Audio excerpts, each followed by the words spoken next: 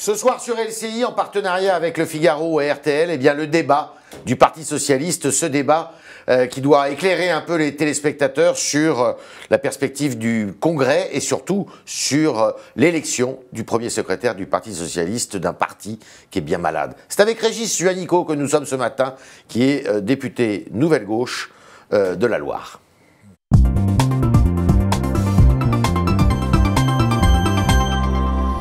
Régis Juanico, bonjour. Bonjour. Alors, est-ce que ce débat, ce soir, 1h30 de débat, peut relancer l'attention sur le PS?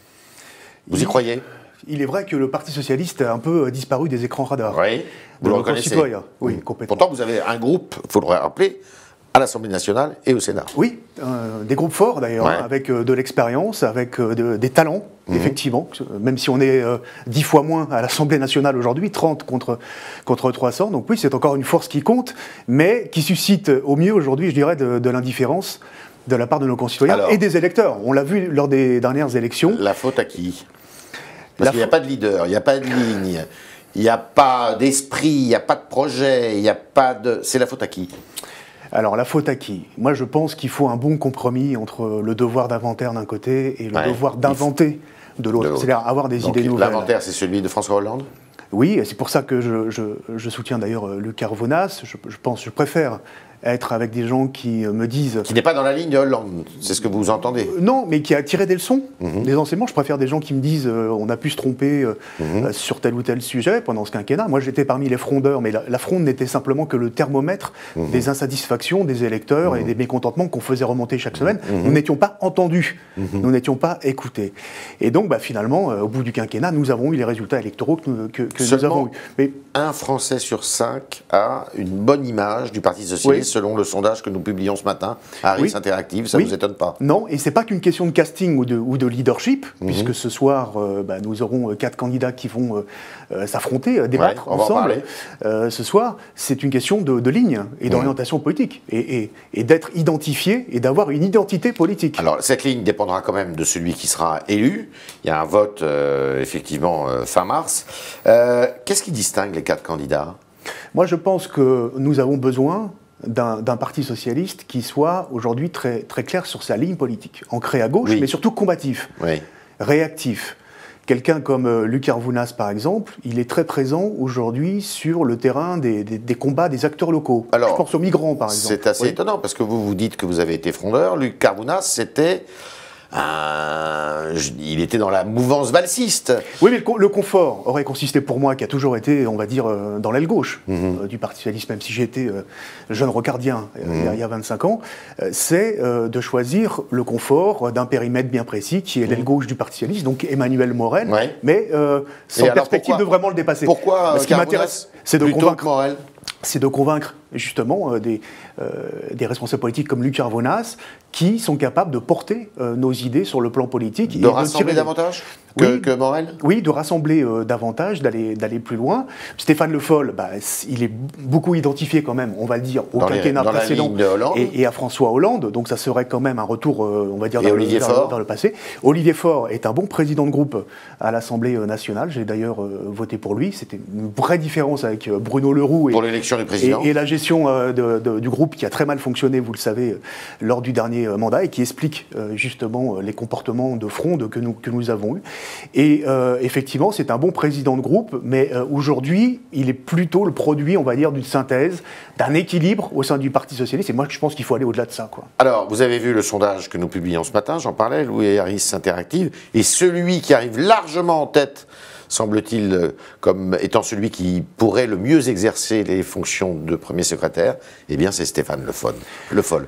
Est-ce que c'est la prime à la notoriété? Oui, bien sûr, parce que là, on interroge les sympathisants socialistes. Donc, par définition, c'est pas eux qui vont voter. C'est vrai aussi chez les Français, hein.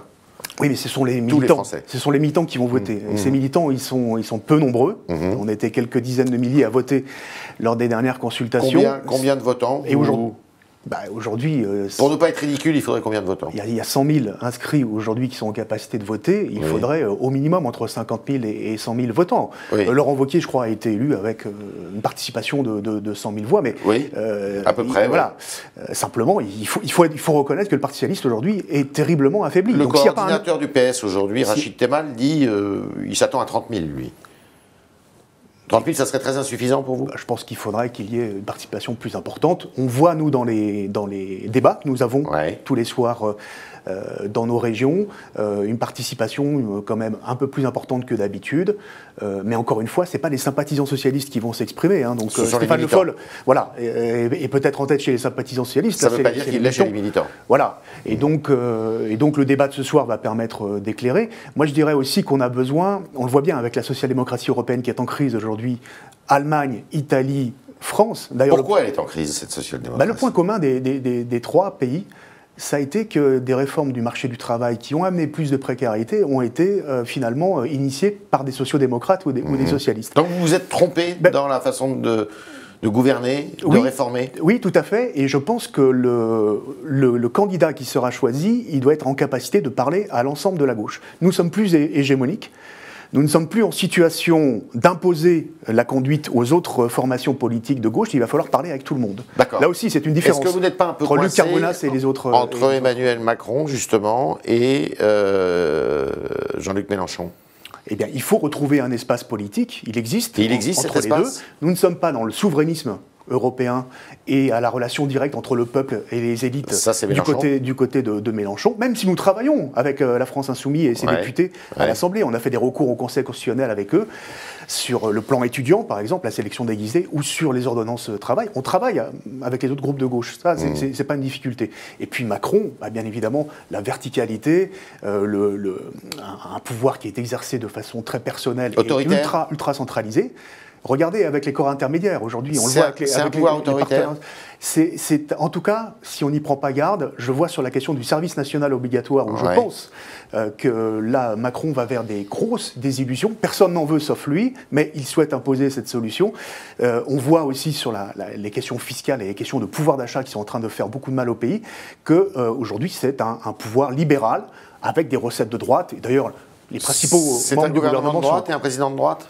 C'est une politique de droite qui est menée, y compris, je dirais, dans des secteurs comme l'éducation, où on tresse des lauriers à M. Blanquer, qui est quelqu'un de très compétent, mais qui en même temps est très idéologique et très doctrinal, et qui revient sur des dispositifs éducatifs sans les évaluer, comme par exemple la réforme des rites médicaux. Vous revendiquez quand même un parti qui soit un parti de gauche, de gouvernement? Oui, tout à fait. Mais là-dessus, il n'y a aucune différence. Mais vous êtes toujours heurté à ce mur de la réalité aussi. Le problème, ça a été comment on s'est comporté quand nous étions au gouvernement et comment nous avons exercé le pouvoir. Vous n'avez pas fait ce que vous aviez dit. Non, il n'y avait pas de parti socialiste avec une voix autonome et il n'y avait pas de relation entre le Parlement, les groupes parlementaires et les élus de terrain et l'exécutif qui permettait d'avoir des bons compromis, d'avoir un dialogue et de faire avancer collectivement. Bon, mais c'est un problème de la Ve République. C'est quoi le thème refondateur de cette social-démocratie et plus particulièrement du Parti socialiste en France? Il y a la question des alliances au niveau européen. Il faut trouver des nouveaux alliés. C'est pas comme ça que vous allez mobiliser. Bien sûr. Sur le plan programmatique, c'est quoi? Eh bien, aujourd'hui, il faut parler à la jeunesse. Il faut aujourd'hui proposer un certain nombre de solutions innovantes.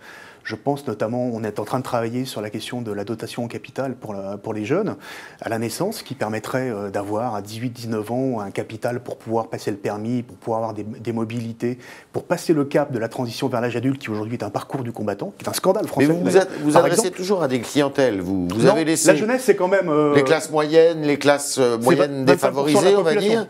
Et puis vous êtes tourné vers les immigrés, vous vous êtes tourné vers les minorités, homosexuels, hein.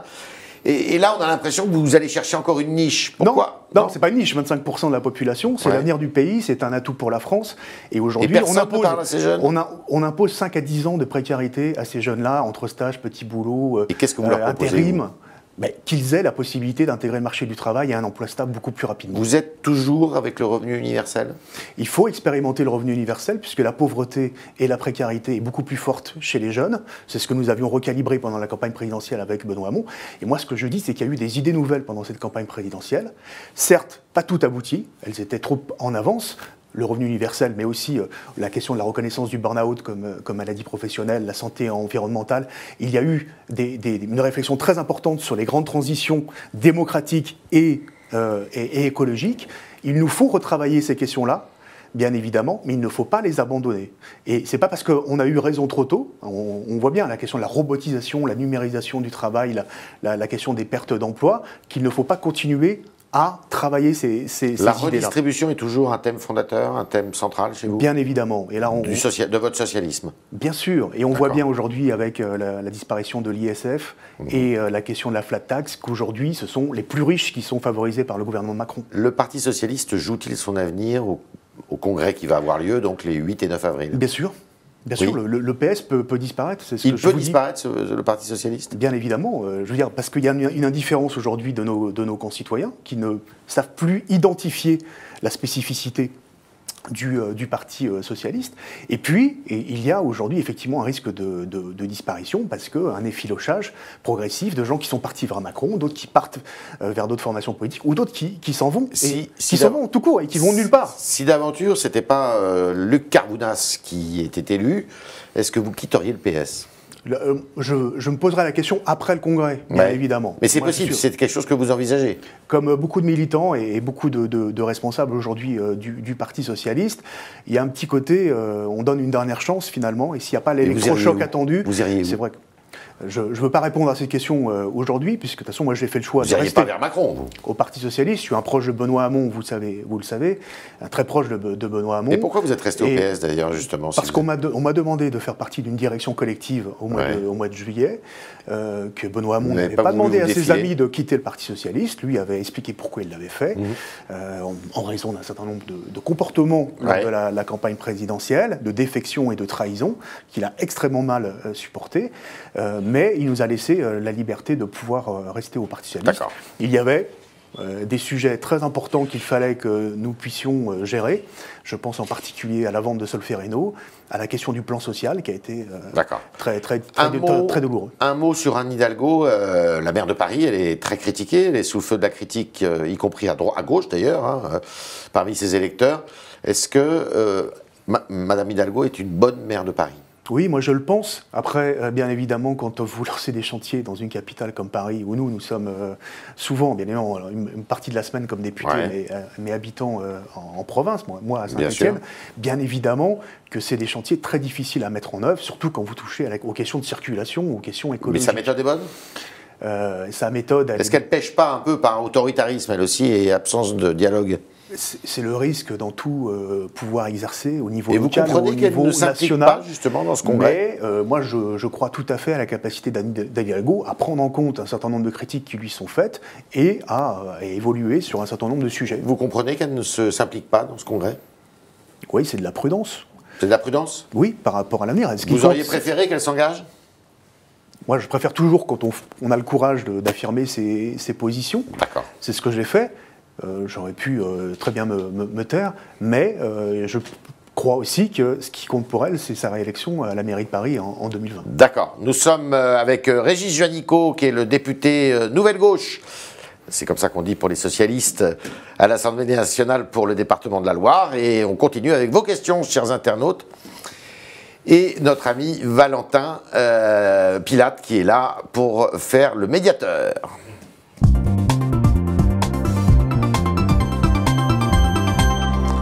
Valentin, bonjour. Bonjour Yves, bonjour Juanico.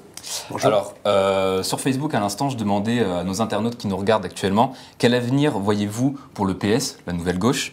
J'ai eu plusieurs réponses. On a notamment, dans un premier temps, Michel, qui voit le parti disparaître. Et Laurent ajoute que, je le cite, « Vous, politiques, avez les mots, vous faites rêver, mais sur le terrain, rien ». Que souhaitez-vous répondre à nos internautes qui nous regardent actuellement? En gros, vous êtes meilleur dans l'opposition qu'au pouvoir? Non, d'abord ça, je pense qu'il faut dépasser cela. On a exercé le pouvoir quand on l'a eu, on a été parfois dans l'opposition. Le changement aujourd'hui, c'est quoi? C'est que nous ne sommes plus perçus forcément comme la principale force d'opposition. C'est la différence entre 93 avec les périodes. Vous ne l'êtes pas d'ailleurs. Exactement. Et donc, il faut reconquérir, je pense, simplement sur le plan culturel et sur le plan et les esprits. Aujourd'hui, nous avons disparu des écrans radars, je le rappelle. Mais la situation a changé comment? Aujourd'hui, vous avez trois grands blocs. Celui autour de Wauquiez, qui se renforce un peu plus avec la droite extrême. Celui autour de Macron, qui se renforce avec les centres-droits modérés, le centre-droit. Et puis, il y a une gauche qui est aujourd'hui éparpillée, éparse et divisée. Donc vous croyez que pour les prochains scrutins, si on veut reconquérir des positions aux élections européennes l'an prochain, ou aux élections municipales dans 2 ans, si nous ne sommes pas rassemblés, pensez quoi? On va multiplier les listes qui vont faire entre 5 et 10%.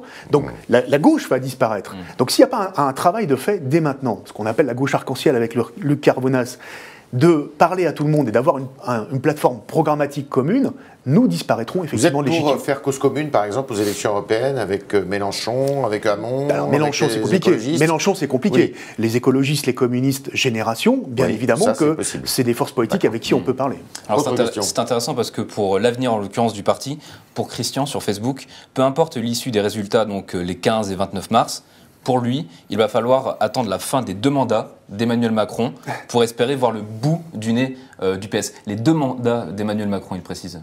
Vous le voyez aller aussi loin? Vous le voyez faire 2 mandats, Emmanuel Macron? Non, pas forcément. Et même au contraire, je pense que Emmanuel Macron, au rythme où il va, d'un certain nombre de contre-réformes qu'il met en place, pourrait très bien estimer au bout de 3 ans que sa tâche est terminée et qu'il peut même partir de ses fonctions. J'imagine très bien, parce que c'est un peu... je pense que c'est dans sa nature. Mais bien évidemment, des réformes avec tapis de bombe comme ça, sur des sujets qui peuvent être incendiaires, à un moment donné, vous pouvez vous prendre les pieds dans le tapis. En ce moment, la CSG pour les retraités, par exemple, la limitation à 80 km/h sur certaines routes départementales, ça passe très mal. Il peut y avoir des sujets sur lesquels, à un moment donné, vous trébuchez. Mais voilà, mais en même temps, c'est quelqu'un, Macron, qui peut très bien dire à un moment donné, moi j'ai fait mon travail et je m'en vais. Autre question. Oui, Michel qui insiste et souligne le parti PS, pour elle, le PS disparaîtra. Et selon elle, c'est le FN, le parti du renouveau. Que souhaitez-vous répondre à Michel qui nous regarde actuellement? Non, j'ai pas le sentiment. Bien évidemment, nous avons... on voit bien que quand la gauche, notamment, les forces social-démocrates, les socialistes, perdent leur identité, notamment quand ils sont au pouvoir, et qu'ils n'affirment pas assez leur spécificité, la tentation pour des électeurs de gauche, c'est d'aller voter pour les populismes. On le voit en Italie, on le voit dans d'autres pays, ou pour des extrémistes. Est-ce que vous êtes d'accord pour dire que Laurent Wauquiez est le principal, avec les Républicains, le principal parti d'opposition? Nous devons reconquérir des électeurs ouvriers et employés que nous avons perdus ces 20 dernières années, et sur lequel Laurent Wauquiez, bien évidemment, tente de mettre le grappin, puisque lui, il a les 20% de Fillon qui sont quasiment acquis, qui ne bougeront pas. Ouais. Ils n'ont pas bougé à la présidentielle, donc ils ne bougeront pas pour Wauquiez. Et puis, il est tenté d'aller chercher 4, 5, 6 points qui lui permettront de se qualifier au second tour de la présidentielle, mais à l'extrême droite. Donc c'est pourquoi il a des propos qui sont des propos aujourd'hui, effectivement, qui sont extrêmement violents et virulents. Ouais. Dernière question. Une dernière question. Aujourd'hui, c'est la journée des droits de la femme. Et concernant l'égalité de salaire entre les femmes et les hommes, Alexandra aimerait savoir pourquoi on ne fait pas comme l'Islande, on vote une loi et au final on oblige les entreprises à rémunérer autant un homme comme une femme. L'objectif est fixé pour 2020 pour l'Islande. Mais pourquoi aujourd'hui c'est si compliqué d'appliquer cette règle? Et je rajouterais, il n'y a pas que l'Islande, il y a l'Allemagne qui a un dispositif extrêmement intéressant et comparable. Et moi je souhaiterais, on va faire cette proposition avec un certain nombre de membres de notre groupe Nouvelle Gauche, que nous nous alignions sur le dispositif allemand pour qu'il y ait une égalité réelle de traitement et de salaire entre les hommes et les femmes. Voilà, c'était les réponses à vos questions de Régis Juanico. Merci de vous être prêté à l'exercice. Merci Valentin Pilate. Merci beaucoup. Merci d'avoir fait le médiateur de vos questions et à demain pour de nouvelles aventures.